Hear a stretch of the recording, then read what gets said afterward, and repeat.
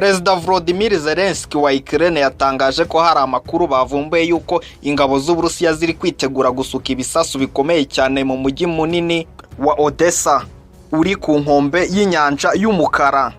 Inkuru dukesha ikinyamakuru Al Jazeera, Perezida wa Ukraine Volodymyr Zelensky yagize ati: barimo kwitegura gutera ibisasu kuri Odessa.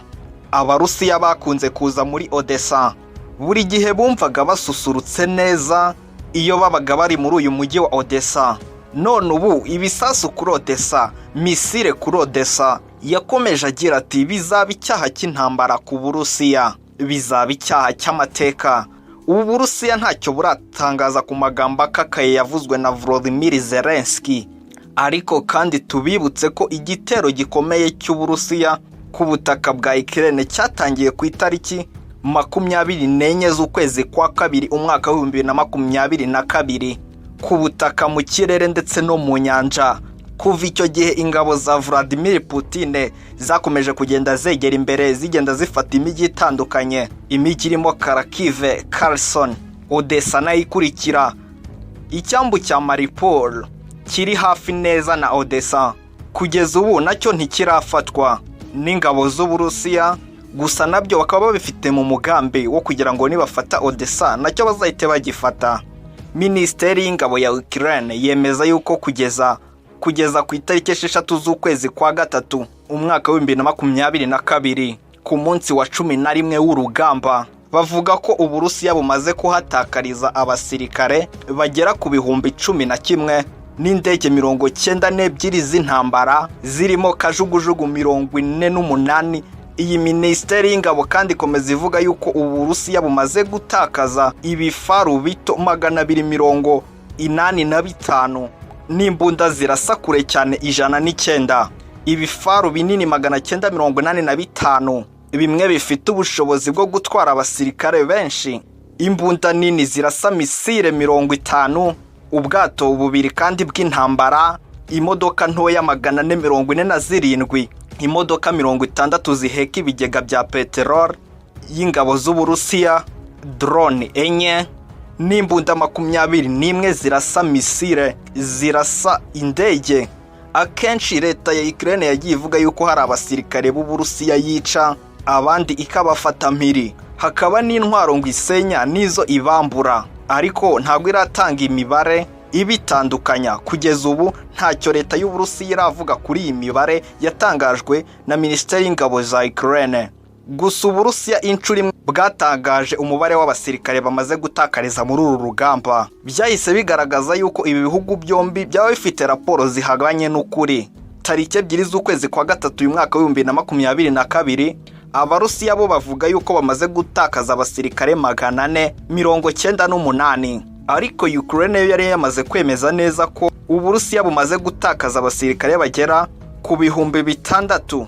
Umukuru w'igihugu cy'Uburusiya Vladimir Putin avuga yuko ibihano yafatiwe n'ibihugu byo mu burengerazuba bw'isi kubera igitero yagabye muri Ukraine bisa no gutangaza intambara yeruye ku butaka bw'igihugu cye. Ariko yongeraho ati ariko Imana ishimwe. Perezida Putin kandi yavuze ko kugerageza gushyiraho agace kabujijwemo indege kazwi nka no fly zone muri Ukraine kwaba ari ukwisuka muri iyo ntambara. Kuva Uburusiya butangiye ibitero kuri Ukraine mu cyumweru gishize, ibihugu byo mu burengerazuba bw'isi byafatiye ibihano bitari bike iki gihugu cy'Uburusiya, harimo gufatira umutungo wose Vladimir Putin afite hanze y'igihugu, hamwe no gukura amabanki y'Uburusiya atari make mu ikoranabuhanga mpuzamahanga ryo kwishyurana hakoreshejwe uburyo buzwi nka SWIFT. Uretse ibi kandi kompanyi nyinshi cyane mpuzamahanga zahagaritse ibikorwa byazo muri iki gihugu cy'Uburusiya. Ejo bundi kuwa gatandatu washize ikompanyi izigwi yitwa Samsung yamaze guhagarika ibikorwa byayo mu gihugu cy'Uburusiya. Ibi bihano byose mu by'ubukungu bimaze gutuma ifaranga ry'Uburusiya rita agaciro cyane, dore ko rigiye kugeza hafi kuri faranga ry'u Burundi. Muri iri jambo rye, Perezida Putin w'Uburusiya yasobanuye akamaro k'iyi ntambara yashoje ku gihugu cya Ukraine, aho yemeje neza ko igamije gukingira abaturage b'iki gihugu bavuga Ikirusiya abicishije mu mucyo yise gusenya igisirikare no gusenya imikorere we yiti y'abanazi. Ibi yabivuze agaragaza neza ko agomba gufata Ukraine yose akayikura mu maboko y'abanazi. Yakomeje kandi agira ati igisirikare cyacu kizarangiza neza inshingano zose cyahawe. Ati kandi nta mpungenge na nkeya mfite, byose bizagenda uko byapanzwe. Perezida Vladimir Putin avuga ko kandi abasirikare babigize umwuga bonyine aribo bari muri iyi ntambara, kandi ko nta bacacuro cyangwa se mercenaries barimo. Perezida Vladimir Putin kandi avuga yuko nta mugambi afite wo gushyiraho amategeko nk'ayo mu ntambara. Yongeraho kandi ko umwanzuro nk'uwo wafatwa mu gihe haba hari igitero kiguye hanze. Minisiteri y'ingabo y'Uburusiya yatangaje ko guhera ku itariki 24 z'ukwezi kwa kabiri ubwo igihugu cy'Uburusiya cyatangizaga intambara yeruye ku gihugu cya Ukraine ko bamaze gusenya ibikorwa birenga 237. Mu byasenywe harimo indege z'intambara za Ukraine, ubwato bw'intambara, imodoka z'intambara n'ibindi byinshi nk'uko ikinyamakuru cy'Abashinwa Zino.net cyo cyabitangaje.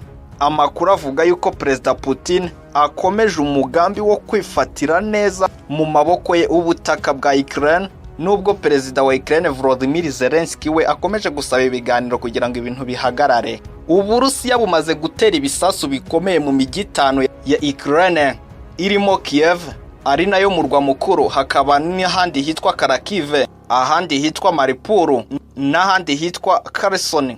Ariko ingabo n'abaturage ba Ukraine bakomeje kugerageza kwirwanaho nubwo bidahagije. Mu mboni za Perezida Volodymyr Zelensky washinjije ibihugu by'Iburayi kuba ntacyo biri gukora kuri iki kibazo gikomeye cy'intambara. Uyu mutegetsi wa Ukraine yari yasabye ko Uburayi na Leta Zunze Ubumwe za Amerika byagena ku ikirere cya Ukraine ko nta ndege y'Uburusiya igomba kukinyuramo.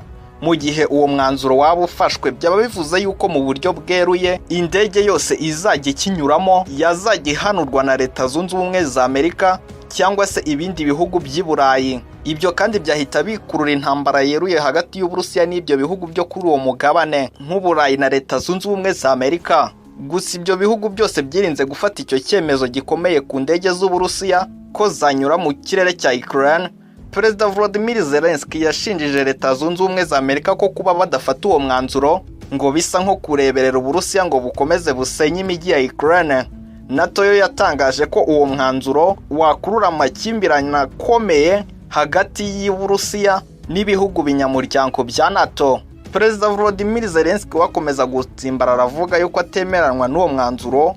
Tukwibutsa ko yari CC Free TV ukomeje gukurikira. Niba ushaka gukomeza gukurikirana new updates y'ibiri kubera mu gihugu cya Ukraine, kanda subscribe kuri no channel ya CC Free TV, ndetse wuka no gukanda ko kazogera kari ku ruhande notification, ubundi uzajya ubona inkuru nshyashya y'ibiri kubera muri Ukraine.